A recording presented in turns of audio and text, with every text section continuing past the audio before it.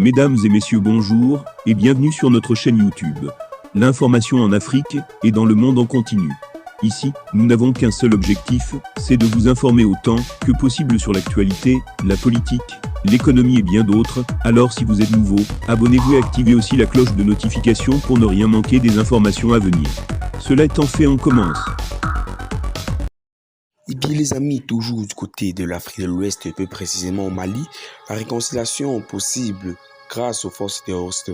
Cela est bien évidemment insemblable, mais cela est tout à fait possible, car, comme on le dit si souvent, ce qui nous unit est plus fort que ce qui nous divise. En effet les amis, du côté du Mali, la réconciliation entre les peuples est une éventualité possible. Il y a des moments où, malgré le risque d'une assimilation de ses propos à un complotisme rédhibitoire, il urge de dénoncer un mécanisme bien huilé qui consiste à inventer des concepts pour justifier les agressions contre d'autres nations au nez de la barbe de toutes les organisations censées œuvrer pour la paix dans le monde. Ainsi, ces contre-vérités ont été concoctées par des officines appartenant aux puissances mondiales, vulgarisées par les médias à la solde des mêmes puissances.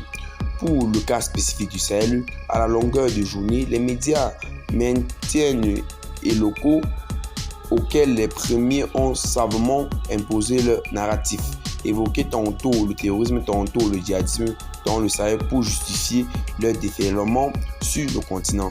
Ces mots terrorisme et djihadisme sont les équivalents des armes de destruction massive de Saddam Hussein qui n'en avait pas et de Muammar Kadhafi qui aurait tenté de massacrer son peuple. Nous l'avons tous vu. Nous l'avons vu, les deux ont été assassinés et leur pays livré à des hordes de délinquance entubanés et militarisés. Les deux substantifs ne résistent pas à une analyse élémentaire. Le territoire où le terrorisme défend une cause qui lui paraît juste et dont les négations lui semblent si insupportables qu'il prend les armes pour la défendre. Les exemples façonnant avec les actions en direct en France, l'OLP de Yasser Arafat en Palestine, les sandinistes au Nicaragua, la Fraction Armée Rouge, bande à Bahada en Allemagne. On me rétorquera que justement les terroristes qui sévissent dans le Sahel défendent la cause de l'islam car le djihadisme par le djihadisme. Cette conception, quand bien même elle aurait été mise en place du vivant du prophète Mohammed, ne fut largement appliquée qu'à partir du califat de Oumar Ibn Khattab. Et dans le Sahel, particulièrement au Mali, nombreux des spécialistes sur le terrain affirment que l'écrasante majorité des personnes qui tuent, ravagent, incendient les récoltes et les villages ne connaissent rien du Coran et de l'islam. Un spécialiste du terrain m'a certifié que 90% de ces soi-disant djihadistes terroristes sont loin de l'islam, donc il s'agit des mercenaires payés pour s'aimer le chaos. Qui leur donnent les armes et l'argent demeure la question fondamentale.